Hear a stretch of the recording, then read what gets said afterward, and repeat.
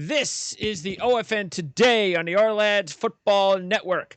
As we put to bed Week 13 in the NFL, we will take a look at the playoff pictures in the AFC and the NFC, and also take a look at the key matchups coming up Week 14 and much more. As I welcome in Ryan Dunleavy from the New York Post. Ryan, how is everything going on? Covering the hottest team maybe in the NFL, the New York Giants. How about that, huh? How about that?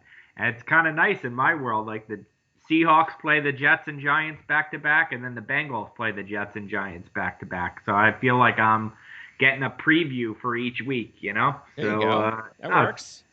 Giants are the hottest team in the NFL. Giants are the story of the NFL right now, which works out nice for this podcast. When you can beat Russell Wilson with Colt McCoy at quarterback, you got something going. Yeah, matter of fact, the NFC East, well, really, the Washington and the Giants combined have just turned things around for the division. And you can forget now, I think, about any 6-win NFC East teams, because these two teams are playing too good right now, barring any sort of setbacks to Daniel Jones or injuries to Alex Smith. And really, it's not because of Jones and Smith.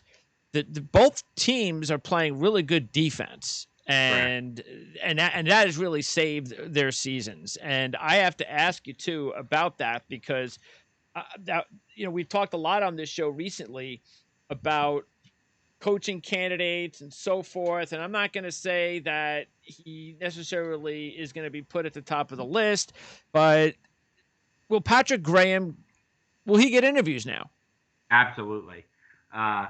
Look, Patrick Graham deserves interviews based on what he's done with this defense. I think they're fourth in rushing defense and ninth in scoring defense.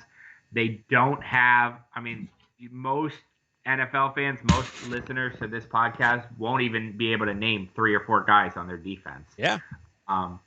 He's done the outside linebackers are Nico Lalos and Jabal Sheard and Carter Coughlin and Cam Brown. He's doing it with rookies and reclamation projects, the 2 R's, pretty much everywhere. He's getting a ton out of good players. He's made into great players like Bradbury, Martinez, Logan Ryan. He has done a phenomenal job with a unit that only has one guy who's ever made a Pro Bowl. Leonard Williams in 2016 is the only guy on the Giants defense who's ever been in a Pro Bowl. And he was a guy in the offseason Giant fans were upset about, that Dave Gettleman, you threw away a draft pick. Why'd you make that move? Correct, yeah. So he's done a tremendous job. His resume speaks for itself. You might like to see him do it one more season before he is a legit head coach candidate. Yeah. His Dolphins defenses as coordinator last year was near the bottom of the league. It got significantly better as the season went along. I think that's what you're seeing with the Giants. They were towards the middle of the league, and they're getting significantly better as the season goes along. So that's a good thing that his teams trend in the right direction. You'd like a 3rd season as a coordinator on the resume. But we've talked a lot about the Rooney Rule on this podcast and the incentives to hire and interview minority head coaching candidates.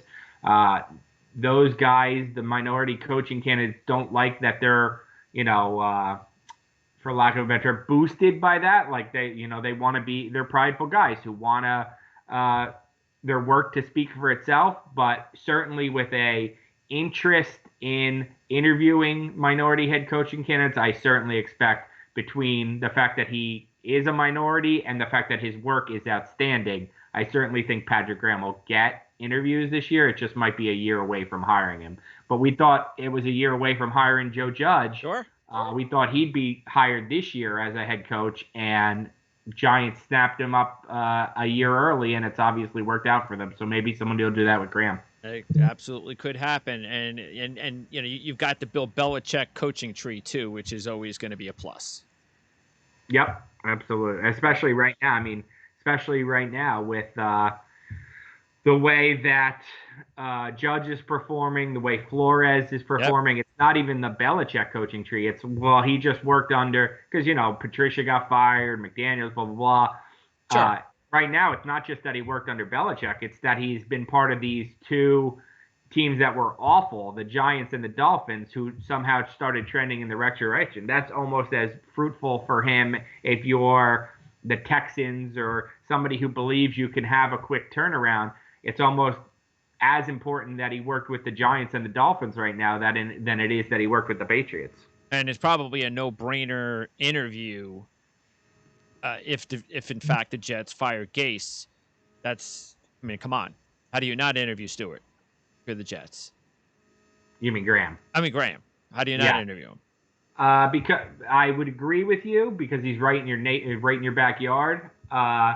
Except I think the Jets are going to have to hire an offensive coach. I don't think you can draft Patrick. I don't think you can draft Trevor Lawrence and give him Patrick Graham. I think, and that's not an indictment of Patrick Graham, any defensive coordinator. Mm-hmm. I think you draft Trevor Lawrence and you have to give him the best and brightest offensive mind you can find. And it's interesting because that's also not Bill Cowher. And Bill Cowher's a different. That's a great point, but that's the exception. Yeah, right? he's at that point. And, the whole Bill Cowher thing. I'll say this, and we talked about Jim Harbaugh too, and it happens every year. Until they're probably in their graves, if they're until they or until they leave their positions, we're gonna keep hearing about their names. But with a guy like Bill Cowher, how old is he now? 60-something. Okay. So he was what, right around the same age when the Jets hired Parcells, I would think, right? Probably around the same age range, give or take a couple of years. And while it's great, and you definitely don't turn down Bill Cowher, I'm not saying you do. Nah. But the only thing that would be a negative is sort of like what happened with Bill Parcells. Is okay, it's nice, you get a couple of really good seasons, but then what? Wow. And then look what happened when he left. It's been hell ever since. And that's the only negative that I would have with bringing in a guy like a Cowher, if that's even a possibility. Cowher's 63. When the Jets hired Parcells, he was 57. Okay, so he's even older. So yeah. I mean, I think you nailed it though. In between your commas, so to speak. I agree with everything you said, but you don't turn down Bill Cowher. No, you don't. Bill Cowher. You take your 3 or 4 good seasons that'll give you. Jets don't have many good seasons in the last 30 years. You take your 3 or 4 good seasons. I figure it takes them 2 years to get to the playoffs, maybe 2 good playoff runs. You take those and you hope that he has an OC or a DC that he can hand it off to the way Parcells was supposed to hand it off to Belichick. Yeah, because obviously if he comes on board, he's gonna have the run of these really big-time offensive guys that their next step is head coach. And so you bring that guy in, sort of like be your Josh McDaniels for a few years, then you leave and that guy takes over. So, yeah, that would make a lot of sense. And who wouldn't want to come to the Jets if they know that Trevor Lawrence is going to be the quarterback?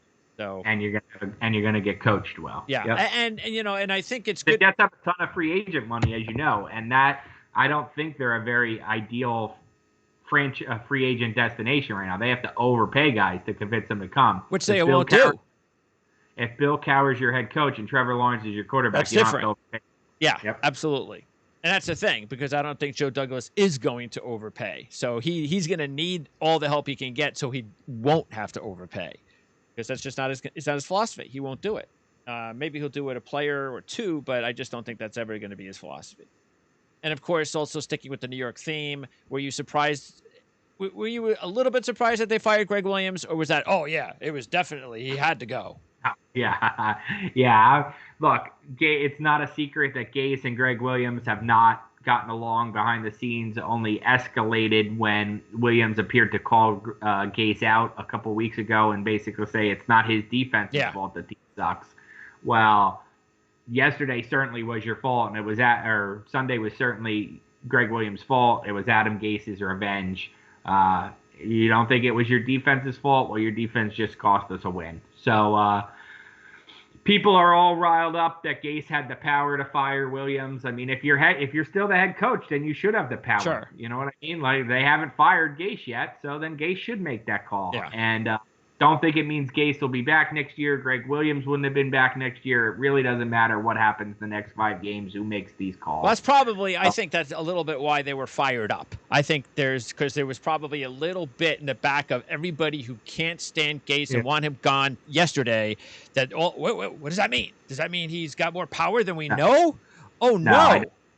I don't think it does. I think that was Gase saying to ownership, and Douglas recognized. I don't even know that Gase needed to say it to Douglas. They were all on the same page. Yeah. Listen to Marcus May after that game. Yes, agreed. The players do not want to play for this guy anymore. They don't trust this guy now. Yeah. So in that situation, the coach has to go. Yeah, and that's the thing that has been, if you take a look at what's going on with Mike McCarthy in Dallas, and I'm not saying it's all McCarthy's fault because he inherited these types of selfish players.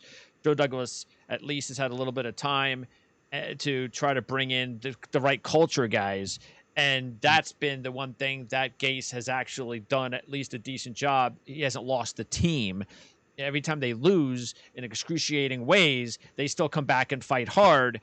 And I think it was one of those things where once like you said, Marcus May says what he says, and Gase, it's like, and you can even tell in the press conference that Gase feels so bad for the kids. He was really hurt, not for himself, but the players, these young kids he's around all the time.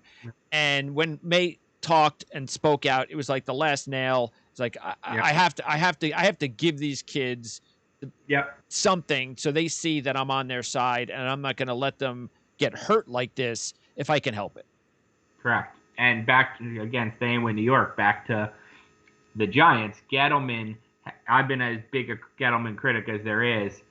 One thing he's done is exactly what you just said. He didn't just bring in the biggest star guys. He brought in the right culture guys. Martinez, Logan Ryan, and Bradbury are perfect for Joe Judge. They don't care. They don't have egos. Yep. They don't care about running laps at practice or whatever. They are the perfect guys.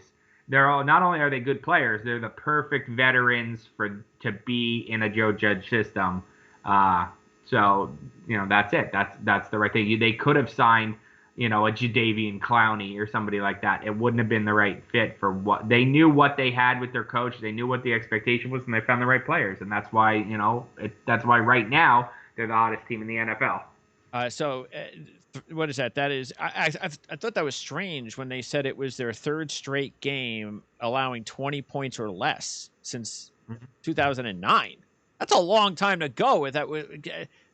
They've played a lot of bad defense. Yeah, but they got the job done, and I think under different circumstances, late in the game, when they had that 4th and 5 with the ball at around the Seattle 40, under certain circumstances, you go for it. But the fact that even when they punted the ball, how many times have we seen Russell Wilson in this spot? He brings the team down the field, scores the touchdown, wins the game. But this was a game that even though Russell Wilson had the ball and the chance to win, you just never really felt that he was going to do that. They were just, the Giants had played so, the defense was on them so well. And also Russell Wilson he didn't seem like he was on his game. It just looked like the Giants were going to win that game. He looked confused. Literally like a deer in headlights, running around, circling around, U-turns. The Giants disguised coverages, and that's kind of the name of the game. Is they didn't just beat you mano a mano, they tricked you a little bit. But you would expect a little bit more though from Russell Wilson. You would, wouldn't you? I mean, and from Pete Carroll. I mean, that was Pete Carroll's like 250th game, playoffs included, as a head coach in the NFL. And I was on a Zoom call after the game, and he sounded baffled. I mean, he was stunned like a cartoon character who just got whacked upside the head with a club. He was like, with the stars coming out of his head. He was baffled that his offense couldn't do more against the Giants defense. You could tell he expected to win that game and score 30 points. Sure. He was legitimately baffled. He didn't even try to hide it. He couldn't believe that he got outcoached in that game. And I think, to me, that's a credit to Pat Graham and the defense. Absolutely. I mean, when you baffle a guy like Pete Carroll, who's seen everything there is to you've done a good job. And also, Pete only has to wait a few more days for that vision he had of blowing out and scoring a ton of points. That'll happen this Sunday. Um, but you had the Giants win, and then when Washington pulled out the win, it's just, it really it and these aren't fluky wins. See, we had talked before last week, about how yeah, it's nice that the Giants had won a few. Yeah, it's nice that Washington blew out the Cowboys, but neither team had beaten anybody. There wasn't that game where you went, oh wait, they're for real. And it's something how it happened in the same week that they both turned it on, and they both not only look for real, but when you look at the playoff picture, and I'm taking a look at how everything is shaping up now in the NFC. I'm all of a sudden, and I know because of the way that the scenarios are, it doesn't bode well for Washington, but they're the hottest team outside the playoff spot, and they're only a game behind 6-6. So is it possible we could have two NFC East teams in the playoffs? It's possible. People forget this, but 2018, the NFC East was a disaster at not as late as it was this year. This year it sucked in week 11. But I want to say through 6 weeks, no team had a winning record in 2018. I think maybe 2-3-1 was first place in 2018. And then the Cowboys and Eagles both made the playoffs at the end of that season. Now, look, Week 6 disaster is a lot different than a Week 11 disaster. But the Cardinals, who I thought, honestly, a couple weeks ago, I thought they were the best team in the NFC West. And they might not make the playoffs right now. Not the way they're playing, and they're playing the Giants this week. But the Vikings are hot. They could be the ones that steal that spot. And no, I mean, it's certainly not crazy that if 8-8 is going to be the 7th spot, that two NFC East teams get in. It's not crazy. And yeah, Alex Smith, he's doing it with, I mean, the play. I mean, they don't have any playmakers, and then Gibson goes down. So McKissick. It's just crazy. I mean, Logan Thomas and J.D. McKissick combined for 19 catches, 168 yards, and a touchdown. Yeah, Logan Thomas was a set in 2016 or 17.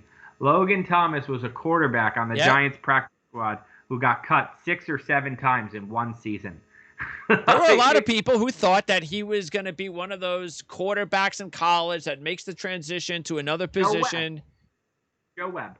Yep, it didn't happen. Well, maybe it was, who knows? Maybe this is the beginning of Logan Thomas getting it, but it could have just been one game.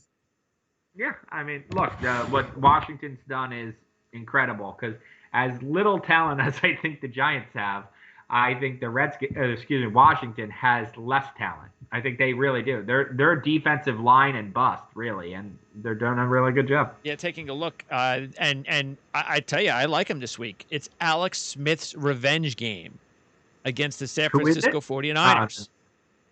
So that's and the Niners are still kind of banged up. You know, they're now pretty. You know, they still got a chance, just like all the other teams that are a game back, but. You know, look, San Francisco's 0-4 as a home favorite this year. And Washington, just like the Giants, playing the best football they played. Again, the whole Alex Smith story. Meanwhile, the Giants are a 2.5-point dog against Arizona, which I think is about maybe Daniel Jones. Maybe the line changes a couple of points when Daniel Jones, maybe it's a pick 'em, or the Giants might be a 1-point favorite if Jones becomes the starter this week. Because the way both of those teams are playing, Giants are a better team than Arizona going into this game. Just at this moment of time, right now, don't you think? I think some of the Kyler Murray factor, some of the it's hard to believe in the Giants because they've been so bad for so long. But I look at this game as a straight pick 'em. Yeah. So and Daniel, do you think we'll get word before the weekend? I do. I think he'll probably be listed as, questionable or whatever on Friday, but I think he will play on Sunday. Now, look, you and I were talking off the air. The big thing for the Giants is they need to see him move around in Thursday and Friday's practices. Today they're doing a walkthrough, so he isn't going to do much, but they'll have him, scrambling out of the pocket. They'll have him doing some keeper options in practice Thursday, Friday, because that's how they want him to play. Here's one thing I'll say about the Giants Joe Judge isn't going to put Daniel Jones out there in like a limited capacity. It's like, don't use your legs, don't run. You're just a quarterback. That's not going to work. At 70% is better than Colt McCoy at 100%. He's not going to do that. If Daniel Jones can run the offense the way Daniel Jones needs to, he's going to play. And if he can't, he's not going to play. He's not going to just say, you're a passer today, you're not a runner. No, Daniel Jones, to be effective, needs to be able to run. So if he can run, he's going to play. If he can't, he's not. And whatever is going on the other side with Kyler Murray, I still think that he's not 100%. And whether or not defenses has figured a certain thing or two is interesting, because the game at one point with the Rams was still a kind of close game late, I think, second quarter, or it might have been late second quarter. And he was like 1 of 8 or 1 of 9 at the time. And they were able to play better for about a quarter and a half, but still, for the most part, I gotta believe that there's still something wrong with him. No, I agree with you. Yeah, it doesn't look anything like the guy who shredded the Seahawks a couple of weeks ago. So, no, he was, an MVP candidate a couple of weeks ago. Yeah, it doesn't. He certainly looks like something's bothering him. And schedule-wise, Washington has one winning team left, and that's Seattle next week at home. Then they get Carolina and end up in Philly. And as far as the Giants are concerned, they get Cleveland next week. And the Browns, if they can maintain their hot play and beat Baltimore this week, that's a game that the Giants might have a big issue with. But then after that, they take on Baltimore. And I still don't look at what Baltimore did last night as anything special, because the Cowboys are the Cowboys, and Baltimore just ran the ball. That's all they did. Giants have 3 500 or better teams. Washington has Carolina. That could be the difference. Yep. Big edge there for the Redskins. For Washington, the football team. Also, you mentioned Minnesota. So they're all of a sudden the 7th seed in the playoffs at 6-6. Yeah, run the ball with Dalvin Cook 33 times. I mean, that's like Emmitt Smith, grounded pound. No one carries the ball 33 times anymore. Dalvin Cook is something, man. He should get some MVP consideration for sure. I mean, he is really something. And it didn't hurt that somehow I'm still alive in my survivor pool thanks to the Vikings. You survived the overtime against Jacksonville. I did. I've never made it this far in a survivor pool. That's awesome. And what's the payout? Anything? It's a good amount. Okay. It's a good amount. We don't know if the IRS is listening. Oh yeah, that's okay. That's well, I understand. It's a good amount. And speaking of that, it's crazy because if you're a Jet fan, it's like every week is the last game of the season, and you're switching back and forth to find out if you're going to be a playoff team or not. That's how it is watching Jacksonville and the Jet games. And you're going, oh yeah, Jacksonville, they tied the game. It's going to overtime. Oh, thank goodness, because it looks like we're going to beat the Raiders, and then you lose in the and it's funny because as a fan, when you look, I still want my team to win. I don't root for them to lose. But when as soon as they gave up the touchdown pass, it's like it's a weird feeling. It's like you're like, oh, okay, we got the first pick still. That's good. Yeah. A consolation prize with every loss. Now, a buddy of mine who's a big Jets fan was texting me late in the game, and it looked like the ideal situation for the Jets. Yes. And the Jets don't get many ideal situations. And it looked like the ideal situation. The Jaguars were going to beat the Vikings, and you were going to beat the Raiders. So you were going to not be dubious, winless, historically bad team. No one remembers the 1-15 teams. So you were going to avoid that and keep the number 1 pick. Yes. It was the best case scenario. Yep. And then both teams lost because both losing teams lose. And here we go again. Just another week. Yep. So, and schedule-wise, that was really the last best chance for the Jets to win. So now they're going to be playing some good football teams. Jacksonville still has Chicago at home. Yep. So It's starting to look like maybe the Jets can, and I was thinking too that look, I'm the type of person that just believes in, okay, what's going to happen is going to happen. If you don't get Trevor Lawrence, well, you know what? Kansas City didn't get the top quarterback in their draft. They didn't get the second or third. They got Patrick Mahomes, and he turned out to be a superstar. So you never know when these quarterbacks. You don't know if the kid from BYU or Trask from Florida. You don't know if any of these guys aren't going to turn into superstar quarterbacks. And I'm depressed I didn't get Trevor Lawrence, but you might wind up with a better quarterback anyway. So you just don't know. I would pick one of those guys. I honestly would not pick one if I was the Jets. If I was the Jets, I would. It's Trevor Lawrence or bust. Or it's Sam Darnold with a new coach. To me, that's it. I would not pick a Trask or kid. What's the kid from BYU? Yeah, I would not pick one of those guys. I really wouldn't. I would take my second overall pick and I would trade it to a team that needs Justin Fields or Penei Sewell. And get more draft capital. Get more draft picks, and I would do what I should have done from the beginning and build around Sam Darnold with my new coach. Yeah, that's what I would do. I'm not. I know you're not. Okay, 1 year for Sam Darnold, I think I'd be okay with, but I still don't believe it's going to happen. His mental state, there's something wrong with him.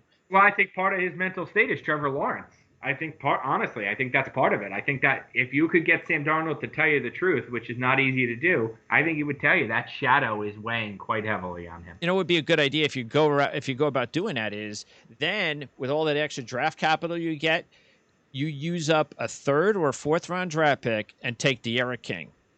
And you go, you know what? I'm just going to bring this guy on board. He's going to be the backup because he's a guy. I hate. What's that? Go ahead. I was going to say, you never know if you get because you're Morgan. I don't know what you're going to get with Morgan, but that was what I was going to say. Yeah, but with Derek, you at least I would feel a lot better if you're to have another young quarterback on the roster instead of just going in a complete draft where you're not adding another young quarterback into Sam Darnold or another long miserable season. There are two very different schools of thought on this. There are guys who believe you draft a quarterback every single year, which I like. It's kind of what Philly does. Yeah. And they drafted Sudfeld, and they drafted Hurts, and they drafted Clayton Thorson, and now they backed themselves into a corner where they have Hurts now starting over their $1 zillion quarterback. But there is that school of thought. Pittsburgh did that. They had Roethlisberger. They drafted Josh Dobbs. They drafted Mason Rudolph. The Giants did that with Eli Manning. They drafted Davis Webb. They drafted Kyle Aletta. I hate that school of thought. It sounds like you like it. I hate it. I think it's a total waste. Maybe not if you're Darnold.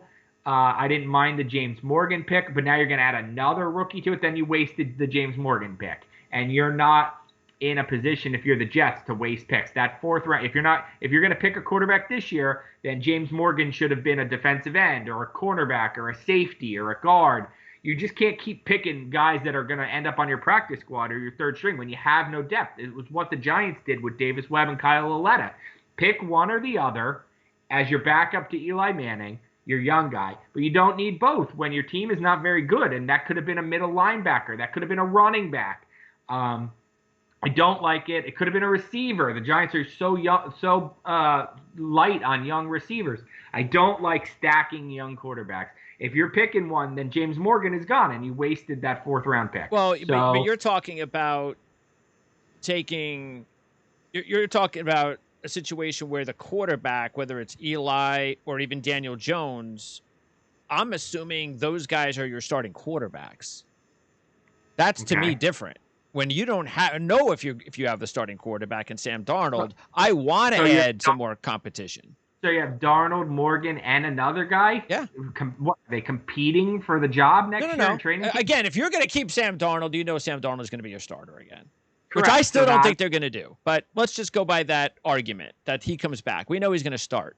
So what you're doing is you're saying, okay, I can't go through another. And remember, I said you're doing it because you're adding all this additional draft capital. So now maybe you've got 12 picks. You can use one of your 5 middle round picks to say, okay. Maybe if Darnold doesn't work out and I don't go through a whole draft process without at least trying to get another guy, maybe De'Ara King or Morgan, I can now have my percentages go up if one of those guys might be able to convince me that they could be my quarterback in 2022. Okay, so are you not adding let's play that out. Are you not adding a veteran? So you're going into next season. No, I'm not. Sam Darnold plays 13 or 14 I'm not, games. Yes. Well, first of all, I have to make sure that I feel comfortable Morgan can start games. If I don't think Morgan can start games, then maybe I'm adding a veteran and Morgan's got to try to win a job. And if not, I kick him off. So you're carrying 4 quarterbacks, Darnold, a veteran, Morgan, and King. I can't do it. Well, that's what I'm saying. If I don't believe in Morgan. Yeah. I mean, I don't know what they feel about Morgan. Yeah, then you wasted they feel he's not close to being ready to play. So sure. Then you wasted a pick. Well, that's what I hate. That's what you do when you pick quarterbacks. It's not wasting it. It's just a bad move. You didn't scout right. I've had this same fight with my buddy Matt Lombardo over at Fansided many times. I think it's wasted picks. I wouldn't do it. It's too easy to get a contributor, not a star, but a contributor in the middle rounds. I wouldn't just keep stacking quarterbacks, but people do. All right. So, and speaking of Philadelphia, the Hurts move, I don't know. Look, I get what they're trying to do. I was never on board with them giving Wentz the big deal they gave him in the first place. I thought after they won the Super Bowl with Foles, I thought that was a perfect situation. It worked for Foles. It worked for the Eagles. Why are you just getting rid of Foles and just giving it to Wentz? Okay, you did it, fine. But now, after just a year, you're just going to, after he's at a terrible offensive line, he's got no weapons, he's actually stayed healthy all season, and you're going to diss him like this. Hate it. I think it's a terrible overreaction from a city that, obviously lives and breathes its Eagles. Think that they caved here to some public pressure, which is like one of the worst things you can do. Look, I don't have a lot of confidence in Jalen Hurts as an NFL quarterback. That's probably tainting my view of this a little bit. But from a salary cap standpoint, it's a terrible move. They've committed so much to Carson Wentz, money-wise, playmaker-wise, trade capital-wise. I think you just eat it. You just eat we had a terrible year. Look, Eli Manning's had terrible years for the Giants. Right. They stuck with him. You just kind of stick with it. Like not everybody is Aaron Rodgers or Mahomes or Brady, where every season is incredible. Yeah. Some guys have bad seasons. Like Phil Rivers has had bad seasons. Like that just might be who Carson Wentz is. He might not be Aaron Rodgers. He might be the Phillip Rivers level quarterback. And that's fine. You can win a couple of Super Bowls.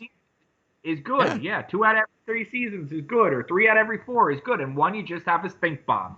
And this might just be a stink bomb. And I think it's a terrible thing to do to a guy whose confidence is always hit or miss, going back to Foles, to bench him. I think it's a terrible thing to do. And I think it's funny because you're watching some of the, or at least I'm watching the news about it, and they're showing Jalen Hurts' touchdown pass at the time, and they're going, oh, look, 4th and 18. Look at the big play he makes. Oh, that's just a sign of what Jalen Hurts can do for you. So, come on. Are you really going to just one pass and you're going to make it look like we got to get Jalen Hurts in the lineup now?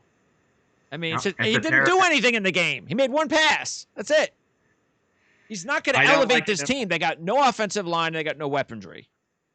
Correct. So, now maybe because he could run around a little bit more and their offensive line stinks. I don't know. But it's not like they're out of the playoff picture, but they sure are acting. And the whole Doug Peterson thing, too. We talked about this in the beginning of the season. I don't know. They just won a Super Bowl a couple years ago, and now they want to get rid of Doug Peterson. Philadelphia was always an overreact city because they love their Eagles so much. And winning a Super Bowl has actually made it worse, I think. Because now there was always that, like, we love our Eagles, but we know they always fail us kind of thing. Winning a Super Bowl has almost given them a sense of entitlement that they win the Super Bowl every year. And they've forgotten that, it's hard to do this. And if you fire Doug Peterson, he will be hired in 5 minutes. Oh, yeah. No question. So, they're already talking about, where can Carson Wentz get traded to the Colts? With Frank Reich there? And, come on. He could. I mean, the Colts would take him. Oh, absolutely. Yes. It might take some contract restructuring, but yeah. Crazy. That's the NFL. That's the media for you, though. Overreacting all the time, 1 week to the next week. We can go probably have 100 stories every week about the overreactions in the NFL by the media and the fans. I don't think it's by the media. I'm the media. I don't think it's overreactions by the media. I think it's by the fans, and you write what the fans want to read. So, Tampa Bay's got that game against Minnesota, which is really going to tell us a lot about whether or not the Bucs are definitely a playoff team that might be able to win a game or two. Because if Minnesota upsets Tampa Bay, then all of a sudden you have a situation where the Bucs might actually have to worry about getting into the postseason. absolutely, good point. I think the Bucs win out. I look at their schedule. I think the Bucs win out. I think they go 4-0 and put them 11-5. They're probably the 5 seed in the NFC. That's kind of where I see the Bucs, but I think I've been overselling the Bucs all year. I just keep waiting for all this talent to like click, and I'm kind of doubling down or tripling down on what I've thought all year, that they're gonna get it all together coming out of the bye here. But don't you think maybe now, because of that, because when I feel that way, sometimes I have to say, all right, well, maybe there is something going on behind closed doors. Maybe the whole Arians Brady thing is real. There's just a big disconnect there, because otherwise, like you said, from week to week, you just don't know what you're going to get from this team. Correct. Yeah. I think you're right. I think this is the perfect time for a show me game on two teams that need to show me. Like Vikings, you just beat up on some mostly bad teams.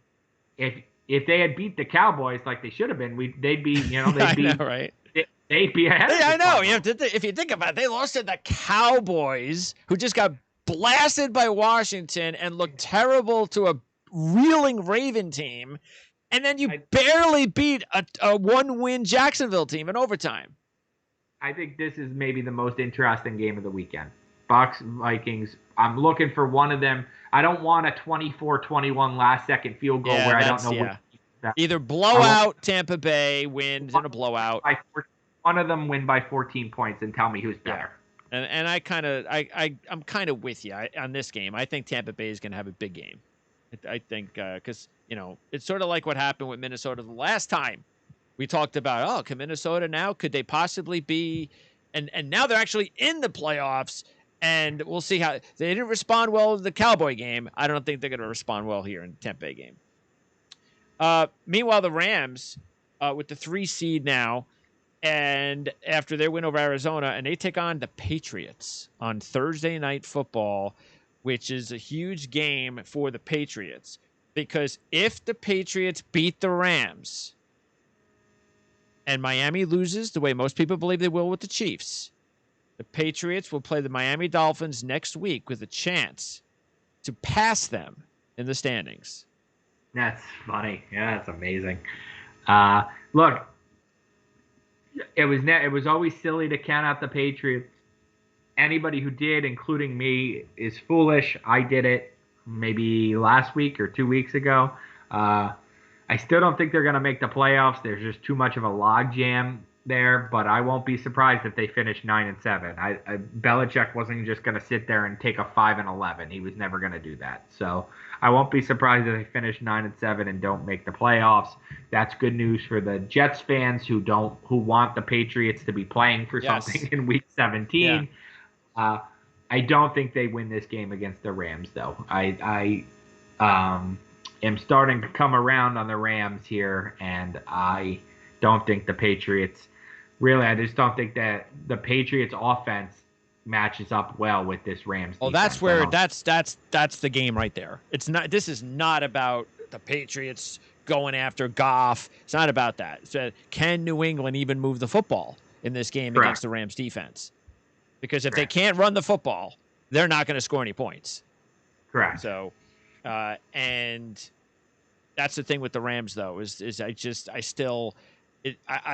beginning of the season. Remember, it's funny now to talk about them as a 60-1 favorite to win the Super Bowl in the beginning of the season when we were like, how can they be 60-1? There's too much talent on this team, but it's different when now they're like 10-1 or 12-1 because I'm not backing that team. I don't think they're that. I think they're talented enough on defense to win a round or two, but I just don't think with Jared Goff they can win a Super Bowl. I agree with you. Meanwhile, in the AFC, sticking with that situation, Vegas's win was huge. Of course, the Jets side we got, But even though they won that game, the Raiders had no right winning that football game. That was a terrible game. It wasn't like the Jets played all that great. It was just, I mean, the Raiders have played 2 bad games in a row. And I can't imagine they're going to beat the Colts on Sunday. The Raiders would have lost to anybody but the Jets. They would have lost to the Jaguars. They would have lost to Washington or Dallas, or they would have lost to any Cincinnati. They only would have beat the Jets the way they played. So they're 7-5. I put them on the outside of the playoffs right now. Who are your 3 wild cards in the AFC right now? In this logjam, who are your 3? It's going to be definitely the loser of the South, and then it's going to be Cleveland for sure. Okay. And then it's got to be between Miami. I'm going to say it's going to be between Miami and New England. So you're leaving out Baltimore. Yes. You're leaving. I don't trust Baltimore, and I don't trust the Raiders. So I'm going to say the Patriots or the Dolphins. And see, New England it'll be a lot harder, but they could still lose because it's an NFC game and then run the table. They could, because of the tiebreakers. Patriots are in a good situation with tiebreakers. They've beaten Baltimore. They've beaten the Raiders. They would have then beaten the Dolphins twice. So I still think – so that's why I think the winner of New England-Miami a week from Sunday is going to get in. What about you? Okay. Mine are Cleveland, the loser of the South, and Baltimore. You're going to go with Baltimore. Okay. Is that because of their schedule? Do you think they're going to start turning it on?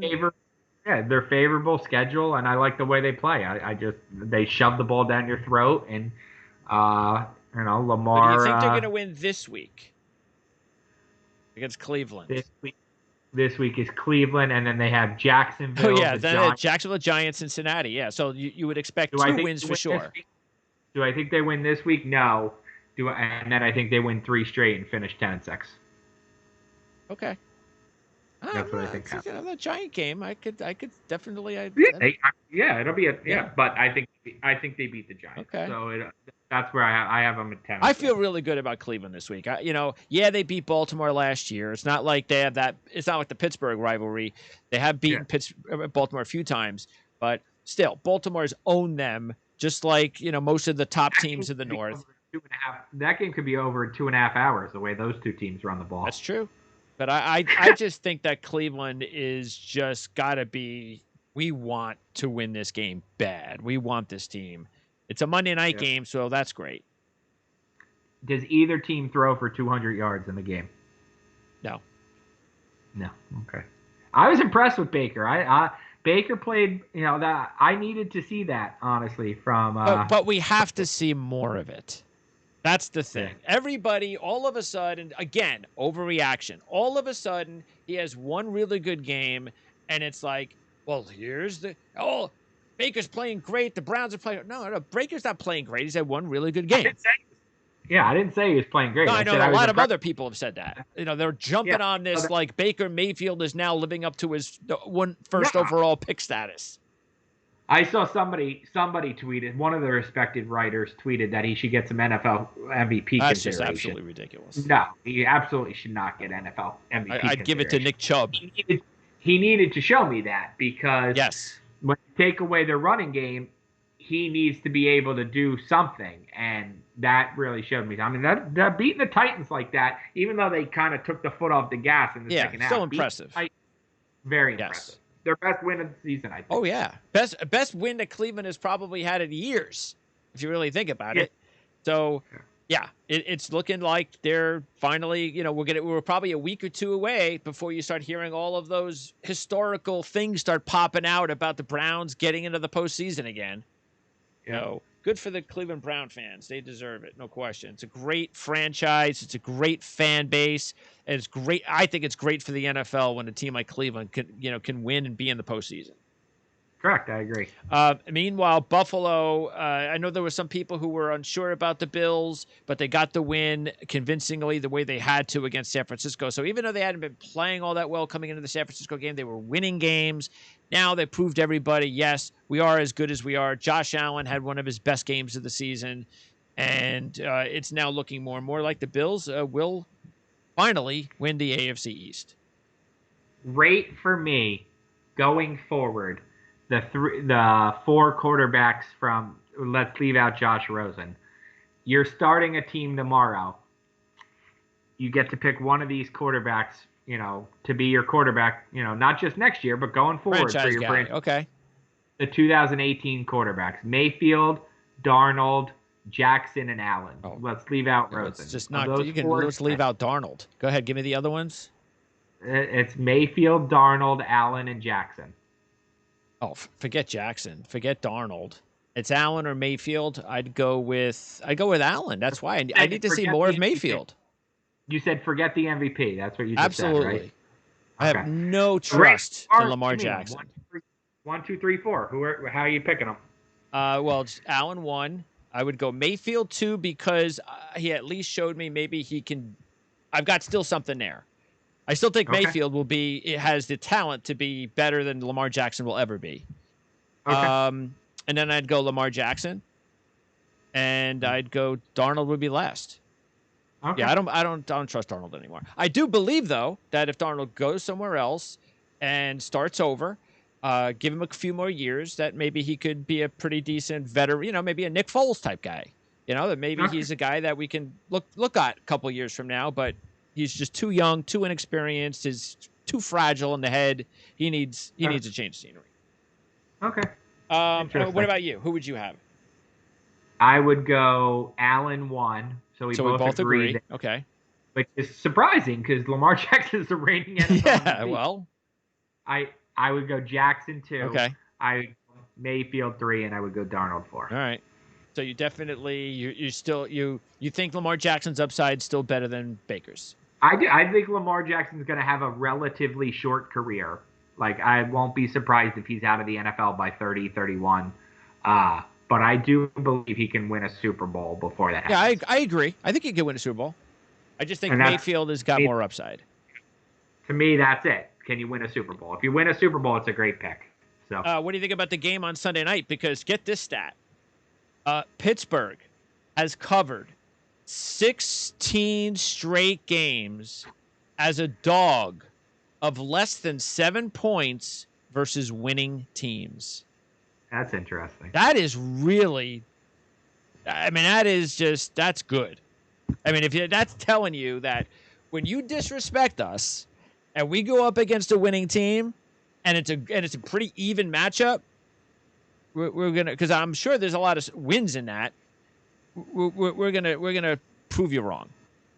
That's interesting. Yeah. So, if it wasn't for that, I'd be all over Buffalo because the way Pittsburgh's looked over the last few weeks, they just offensively, I don't want to hear about their great receiving core anymore. Those guys can't catch. Yeah. I'm tired of the Ben Roethlisberger throws an uncatchable ball. He had McFarland wide open if he puts that. Antonio Brown didn't have any trouble catching Ben Roethlisberger's ball. Yeah, right. So, no, look, I never thought Pittsburgh deserved to be 16-0. They don't look anything like the 72 Dolphins or the 07 Patriots, who just were so good. So I never thought they were worthy of 16-0. I do think they're the second best team in the AFC behind the Chiefs. I think they're better than the Bills. So yeah, I even though they look shaky, I agree. They look shaky. I think they'll probably win the game. Yeah, because you do wonder, okay, what were they in that situation the last few weeks where they just were getting that we're undefeated, we are a little bit tense, that kind of deal. Because they just haven't looked good and statistically, offensively for the season, it's surprising that they are where they are with all the talent that they have. Agree. So they're a defensive team. That's why people look at stats all the time. We were talking on the Jet Show a few weeks ago about free agents and receivers. I read about it with Costello might have brought up the free agent class. I want nothing to do with Juju Smith. Nothing. Yeah. I would never give that guy a big contract. And I think he's a good player. I can't give him a monster contract. He's a number 2 receiver. That's what he is. He doesn't deserve number 1 money.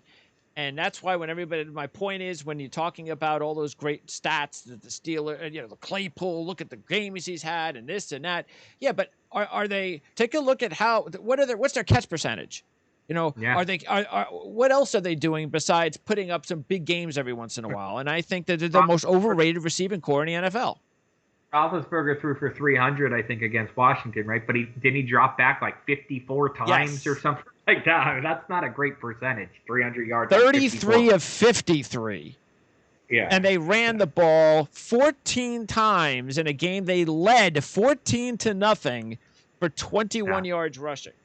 That's some Bruce Arians stuff right there. You can't be doing that. All right, so there you go. The Saints are still the number 1 seed. By the way, Pittsburgh's still the number 1 seed in the AFC, even after the loss. And it should be exciting the rest of the way because now the NFC is wide open, where a few weeks ago we thought, with Arizona, the NFC West, we know how it is. Well, now we've got some excitement because of the NFC East and the playoff picture in the NFC. Correct. At the top, you don't know who's going to get the 1 seed. You don't know who's going to get the 4 seed and win the NFC East. And the 7 seed is up for grabs.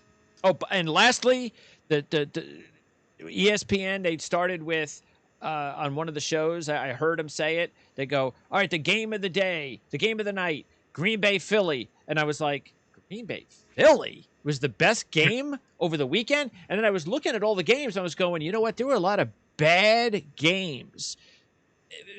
As far as big matchups, that really the 3 best games this weekend: Detroit, Chicago, Jets, Raiders, because of the finish. Because if that was 2 playoff teams, it would have been the game of the year. And Minnesota, Jacksonville. I thought Minnesota, Jacksonville was the game of the week, and not just because I was heavily invested in it. I thought that was probably the game of the week. Yeah, because one team had a lot to play for. Then they have the draft on the other side. There's a lot to be interested in. So wasn't that interesting? That like the worst teams in the NFL were in a lot of those games, and it was the best games of the week. Yeah, I thought so. Yeah. All right. Thanks as always, Ryan. We'll talk to you again next week. Sounds good, Greg.